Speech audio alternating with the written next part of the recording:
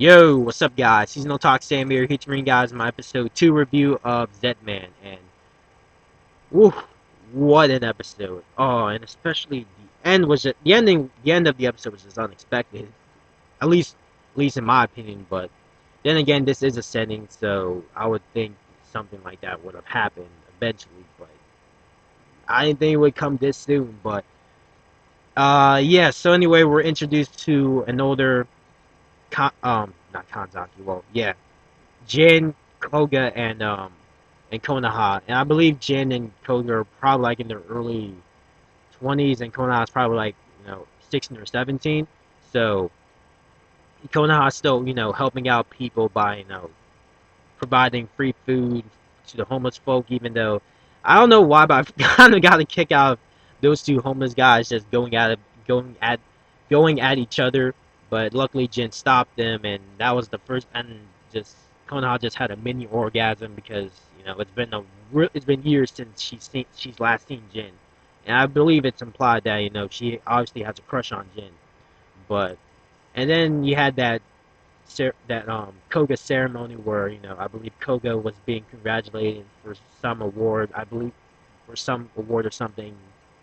Him participating part of him being a part of the soccer team, and then he was asked, what do you want to be?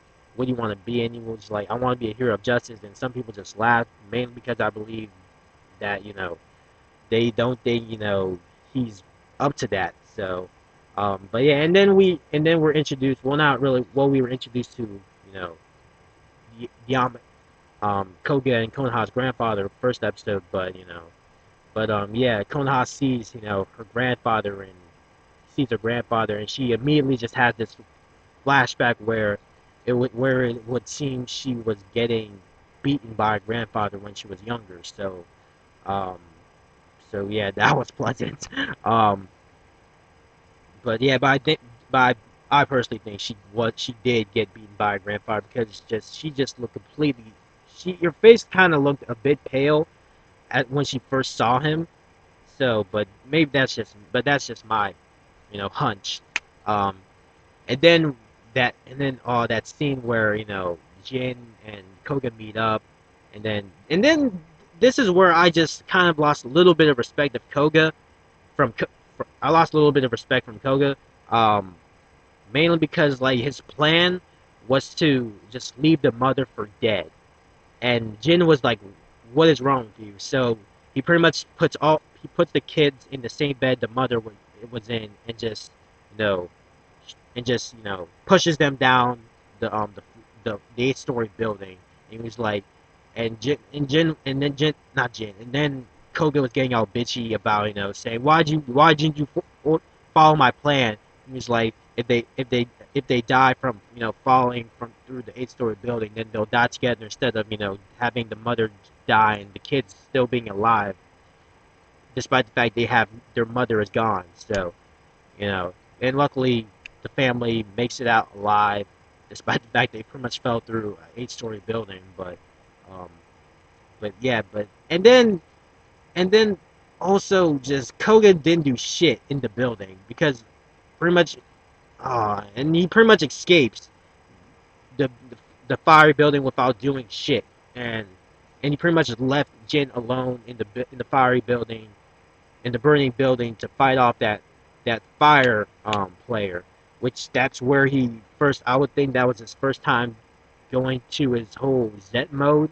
where and Jin is the beast in the Zet mode. Like he literally just he just completely owned that fire player. Like he like I mean that fire player was saying all this crap saying, "Oh man, as long as fire's around me, I'm invisible. I'm invincible." And then and then I like how Jin just came up to him and just sprayed him with sprayed him with the fire extinguisher, and he just starts choking and all that stuff. And Jin just goes in for the kill and just impales him in the chest. So that part was pretty cool. So that was pretty cool. And then on the fucked up part of the episode where Konoha's grandfather overhears her conversation with her mother saying that it was actually Jin that saved that family, not Koga. And Koga pretty much took the credit for that, and I was like, really, Koga? That's a dick move. And she said that she knows it was Jin because she saw the ring, heaven's ring or heaven's mark, whatever. And then just he sees, and then he visits Jin in the hospital, and he's like, "This is a very good, this is a very good day, Zet." And then we see Kemi sleeping soundly at her home, and then we hear a gunshot, and then immediately after you hear the gunshot, Jin just completely wakes up, and then the first thing he sees after he wakes up is a monster holding a Kemi by her arm in his mouth, dead. And she's naked too. I'm like, what the heck? And I was like, what? So anyway, like I said, this was a crazy ass episode. I'll give this episode an A. An A. It was just spectacular. Other than you know, seeing Koga as a hypocrite, I completely enjoyed this episode. What do you guys think about this episode? And what are you looking forward to next in Zetman? Or yeah, because just oh my god, that damn poor Jin. Like the first thing he sees after he wakes up from you know defeating that fire player is his caretaker dead. But anyway, I'm done with this review. Um, this is Seasonal Talk Salmon. Thank you guys for watching, and I'll see you guys next week with my episode 3 review. So, peace out.